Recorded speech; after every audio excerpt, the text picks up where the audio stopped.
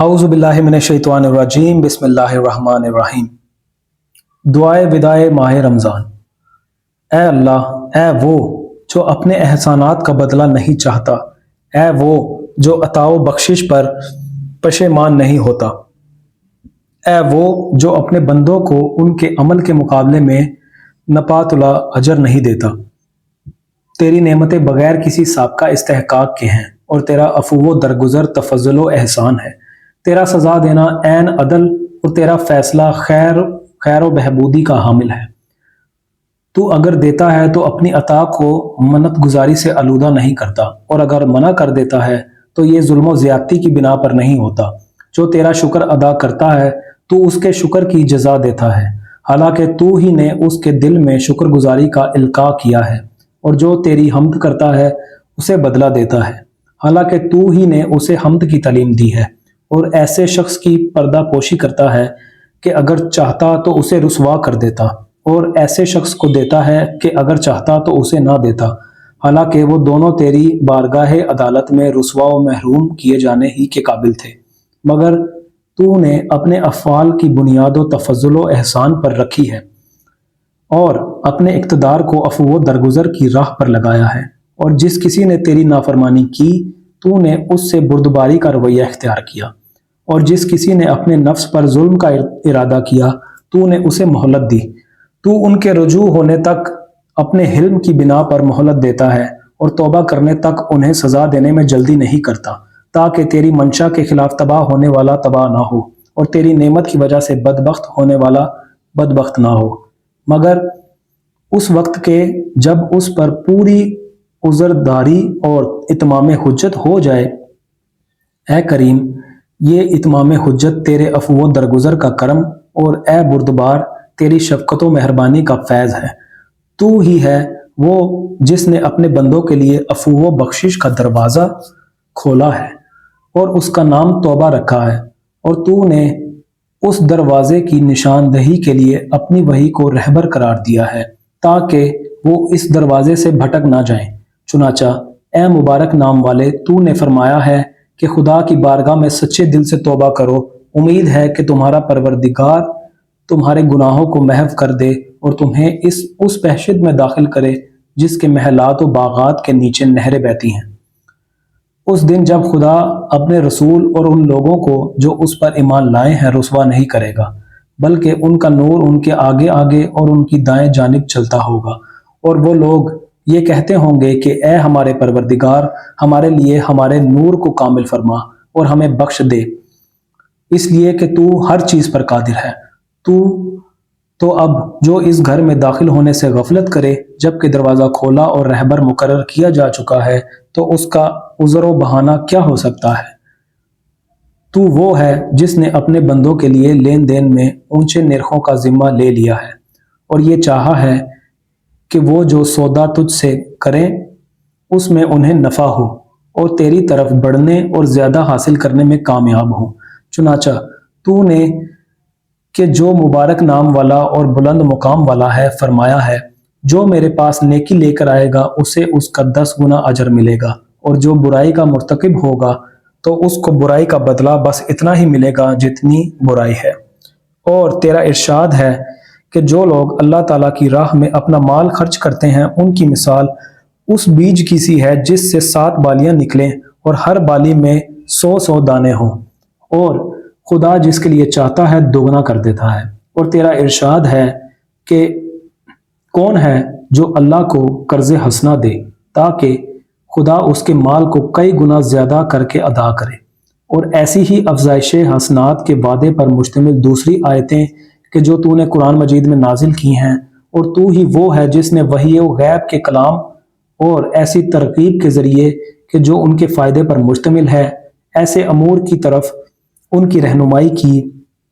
کہ اگر ان سے پوشیدہ رکھتا تو نہ ان کی آنکھیں دیکھ سکتی، نہ ان کے کان سن سکتے، اور نہ ان کے تصورات وہاں تک پہنچ سکتے۔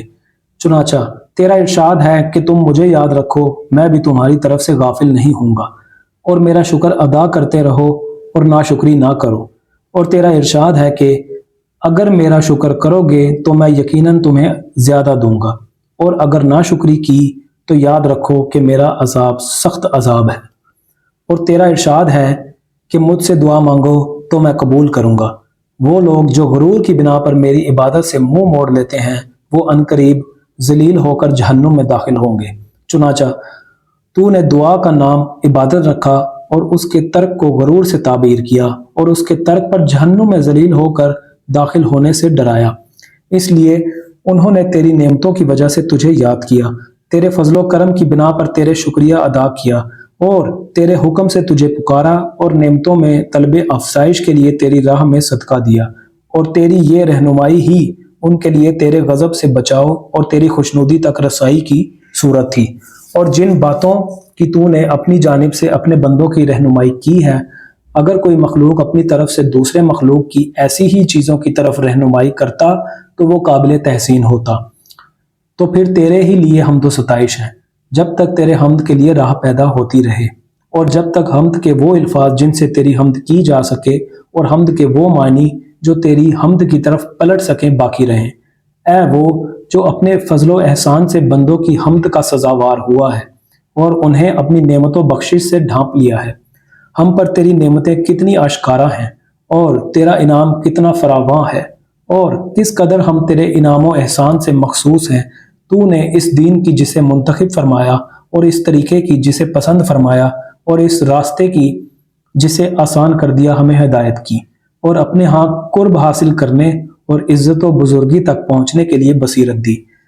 بار الہ، تو نے ان منتخب فرائض اور مخصوص واجبات میں سے ماہ رمضان کو قرار دیا ہے جسے تو نے تمام مہینوں میں امتیاز بخشا اور تمام وقتوں اور زمانوں میں اسے منتخب فرمایا، اور اس میں قرآن اور نور کو نازل فرما کر اور ایمان کو فروغ و ترقی بخش کر اسے سال کے تمام اوقات پر فضیلت دی، اور اس میں روزے واجب کیے اور نمازوں کی ترغیب دی، اور اس میں شب قدر کو بزرگی بخشی جو خود ہزار مہینوں سے بہتر ہے۔ پھر اس مہینے کی وجہ سے تو نے ہمیں تمام امتوں پر ترجیح دی اور دوسری امتوں کی بجائے ہمیں اس کی فضیلت کے باعث منتخب کیا۔ چنانچہ ہم نے تیرے حکم سے اس کے دنوں میں روزے رکھے اور تیری مدد سے اس کی راتیں عبادت میں بسر کی، اس حالت میں کہ ہم اس روزے نماز کے ذریعے تیری اس رحمت کے خواستگار تھے جس کا دامن تو نے ہمارے لیے پھیلایا ہے، اور اسے تیرے اجر و ثواب کا وسیلہ قرار دیا، اور تو ہر اس چیز کے عطا کرنے پر قادر ہے جس کی تجھ سے خواہش کی جائے، اور ہر اس چیز کا بخشنے والا ہے جس کا تیرے فضل سے سوال کیا جائے۔ تو ہر اس شخص سے قریب ہے جو تجھ سے قرب حاصل کرنا چاہے۔ اس مہینے نے ہمارے درمیان قابل ستائش دن گزارے اور اچھی طرح حق رفاقت ادا کیا اور دنیا جہان کے بہترین فائدوں سے ہمیں مالا مال کیا۔ پھر جب اس کا زمانہ ختم ہو گیا، مدت بیت گئی اور گنتی تمام ہو گئی تو وہ ہم سے جدا ہو گیا۔ اب ہم اسے رخصت کرتے ہیں اس شخص کے رخصت کرنے کی طرح جس کی جدائی ہم پر شاک ہو اور جس کا جانا ہمارے لیے غم افزا اور وحشت انگیز ہو، اور جس کے عہد و پیمان کی نگہداشت عزت و حرمت کا پاس اور اس کے واجب الادا حق سے سبکدوشی از بس ضروری ہو۔ اس لیے ہم کہتے ہیں اے اللہ کے بزرگ ترین مہینے تجھ پر سلام، اے دوستان خدا کی عید تجھ پر سلام، اے اوقات میں بہترین رفیق اور دنوں اور ساعتوں میں بہترین مہینے تجھ پر سلام، اے وہ مہینے جس میں امیدیں بر آتی ہیں اور اعمال کی فراوانی ہوتی ہے تجھ پر سلام، اے وہ ہم نشین کہ جو موجود ہو تو اس کی بڑی قدر و منزلت ہوتی ہے اور نہ ہونے پر بڑا دکھ ہوتا ہے، اور اے وہ سرچشمہ امید و رجا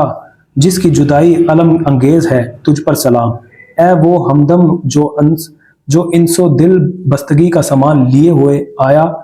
تو شادمانی کا سبب ہوا اور واپس گیا تو وحشت بڑھا کر غمگین بنا گیا تجھ پر سلام، اے وہ ہمسائے جس کی ہمسائیگی میں دل نرم اور گناہ کم ہو گئے تجھ پر سلام، اے وہ مددگار جس نے شیطان کے مقابلے میں مدد و اعانت کی، اے وہ ساتھی جس نے حسن عمل کی راہیں ہموار کی تجھ پر سلام، اے ماہ رمضان تجھ میں اللہ کے آزاد کیے ہوئے بندے کس قدر زیادہ ہیں، اور جنہوں نے تیری حرمت و عزت کا پاس و لحاظ رکھا وہ کتنے خوش نصیب ہیں تجھ پر سلام، تو کس قدر گناہوں کو محو کرنے والا اور قسم قسم کے عیبوں کو چھپانے والا ہے تجھ پر سلام، تو گنہگاروں کے لیے کتنا طویل اور مومنوں کے دلوں میں کتنا پر ہیبت ہے۔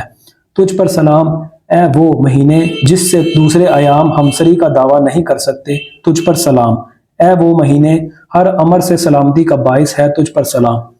اے وہ جس کی ہم نشینی بار خاطر اور معاشرت ناگوار نہیں، تجھ پر سلام۔ جبکہ تو برکتوں کے ساتھ ہمارے پاس آیا اور گناہوں کی آلودگیوں کو دھو دیا، تجھ پر سلام۔ اے وہ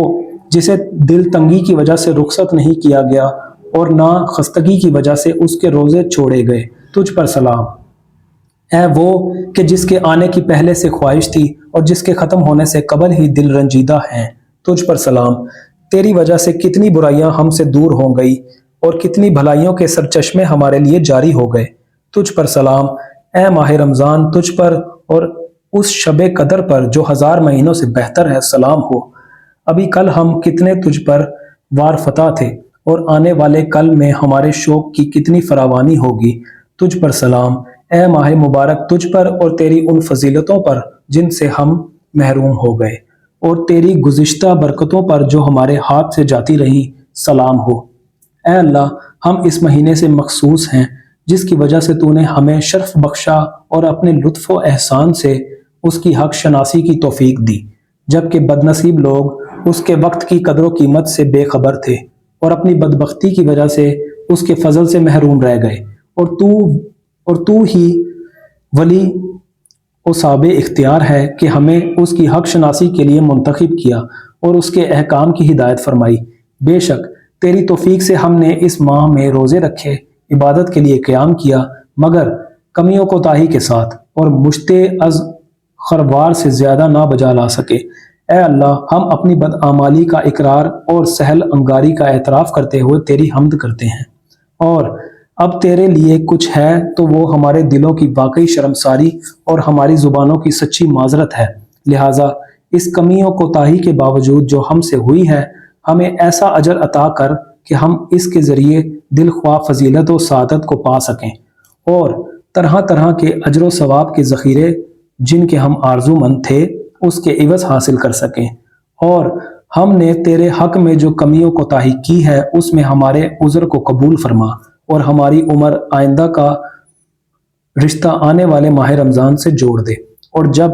اس تک پہنچا دے تو جو عبادت تیرے شایان شان ہو اس کے بجا لانے پر ہماری اعانت فرمانا، اور اس اطاعت پر جس کا وہ مہینہ سزاوار ہے عمل پیرا ہونے کی توفیق دینا، اور ہمارے لیے ایسے نیک اعمال کا سلسلہ جاری رکھنا کہ جو زمانہ زیست کے مہینوں میں ایک کے بعد دوسرے ماہ رمضان میں تیری حق ادائیگی کا باعث ہوں۔ اے اللہ، ہم نے اس مہینے میں جو صغیرہ یا کبیرہ معصیت کی ہو یا کسی گناہ سے آلودہ اور کسی خطا کے مرتکب ہوئے ہوں، جان بوجھ کر یا بھولے چکے، خود اپنے نفس پر ظلم کیا ہو یا دوسرے کا دامن حرمت چاک کیا ہو، تو محمد اور ان کی آل پر رحمت نازل فرما اور ہمیں اپنے پردے میں ڈھانپ لے اور اپنے عفو و درگزر سے کام لیتے ہوئے معاف کر دے، اور ایسا نہ ہو کہ اس گناہ کی وجہ سے طنز کرنے والوں کی آنکھیں ہمیں گھوریں اور تانا زنی کرنے والوں کی زبانیں ہم پر کھلیں، اور اپنی شفقت بے پایاں اور مرحمت روز افزوں سے ہمیں ان اعمال پر کار بند کر کہ جو ان چیزوں کو برطرف کریں اور ان باتوں کی تلافی کریں جنہیں تو اس ماہ میں ہمارے لیے ناپسند کرتا ہے۔ اے اللہ، محمد اور ان کی آل پر رحمت نازل فرما اور اس مہینے کے رخصت ہونے سے جو قلق ہمیں ہوا ہے اس کا چارہ کر، اور عید اور روزہ چھوڑنے کے دن کو ہمارے لیے مبارک قرار دے اور اسے ہمارے گزرے ہوئے دنوں میں بہترین دن قرار دے جو عفو و درگزر کو سمیٹنے والا اور گناہوں کو محو کرنے والا ہو، اور تو ہمارے ظاہر و پوشیدہ گناہوں کو بخش دے۔ بار الہ، اس مہینے کے الگ ہونے کے ساتھ تو ہمیں گناہوں سے الگ کر دے، اور اس کے نکلنے کے ساتھ تو ہمیں برائیوں سے نکال لے، اور اس مہینے کی بدولت اس کو آباد کرنے والوں میں ہمیں سب سے بڑھ کر خوش بخت، با نصیب اور بہرہ مند قرار دے۔ اے اللہ، جس کسی نے جیسا چاہیے اس مہینے کا پاس و لحاظ کیا ہو اور کما حقہ اس کا احترام ملحوظ رکھا ہو اور اس کے احکام پر پوری طرح عمل پیرا رہا ہو اور گناہوں سے جس طرح بچنا چاہیے اس طرح بچا ہو، بنیت تقرب ایسا عمل خیر بجا لایا ہو جس نے تیری خوشنودی اس کے لیے ضروری قرار دی ہو اور تیری رحمت کو اس کی طرف متوجہ کر دیا ہو،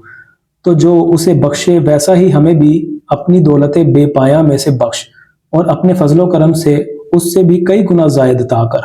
اس لیے کہ تیرے فضل کے سوتے خشک نہیں ہوتے اور تیرے خزانے کم ہونے میں نہیں آتے بلکہ بڑھتے ہی جاتے ہیں، اور نہ تیرے احسانات کی کانیں فنا ہوتی ہیں،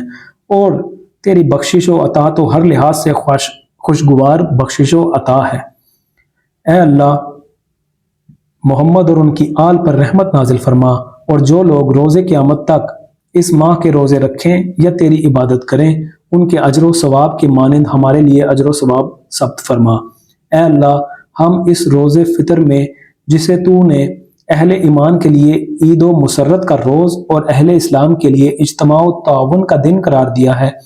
ہر اس گناہ سے جس کے ہم مرتکب ہوئے ہوں اور ہر اس برائی سے جسے پہلے کر چکے ہوں اور ہر بری نیت سے جسے دل میں لیے ہوئے ہوں، اس شخص کی طرح توبہ کرتے ہیں جو گناہ کی طرف دوبارہ پلٹنے کا ارادہ نہ رکھتا ہو اور نہ توبہ کے بعد خطا کا مرتکب ہوتا ہو، ایسی سچی توبہ جو ہر شک و شبہ سے پاک ہو۔ تو اب ہماری توبہ کو قبول فرما، ہم سے راضی و خوشنود ہو جا اور ہمیں اس پر ثابت قدم رکھ۔ اے اللہ، گناہوں کی سزا کا خوف اور جس ثواب کا تو نے وعدہ کیا ہے اس کا شوق ہمیں نصیب فرما، تاکہ جس ثواب کے تجھ سے خواہش مند ہیں اس کی لذت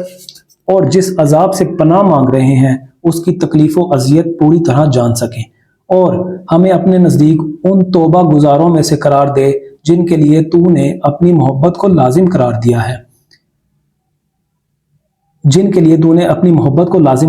اور جن سے فرما برداری و اطاعت کی طرف رجوع ہونے کو تو نے قبول فرمایا ہے۔ اے عدل کرنے والوں میں سب سے زیادہ عدل کرنے والے، اے اللہ، ہمارے ماں باپ اور ہمارے تمام اہل مذہب و ملت، خواہ وہ گزر چکے ہوں یا قیامت کے دن تک آئندہ آنے والے ہوں، سب سے درگزر فرما۔ اے اللہ، ہمارے نبی محمد اور ان کی آل پر ایسی رحمت نازل فرما جیسی رحمت تو نے اپنے مقرب فرشتوں پر کی ہے، اور ان پر اور ان کی آل پر ایسی رحمت نازل فرما جیسی تو نے اپنے فرستادہ نبیوں پر نازل فرمائی ہے، اور ان پر اور ان کی آل پر ایسی رحمت نازل فرما جیسی تو نے اپنے نیکوکار بندوں پر نازل کی ہے، بلکہ اس سے بہتر و برتر اے تمام جہان کے پروردگار، ایسی رحمت جس کی برکت ہم تک پہنچے، جس کی منفعت ہمیں حاصل ہو اور جس کی وجہ سے ہماری دعائیں قبول ہوں، اس لیے کہ تو ان لوگوں سے جن کی طرف رجوع ہوا جاتا ہے زیادہ کریم، اور ان لوگوں سے جن پر بھروسہ کیا جاتا ہے زیادہ بے نیاز کرنے والا ہے، اور ان لوگوں سے جن کے فضل کی بنا پر سوال کیا جاتا ہے زیادہ عطا کرنے والا ہے،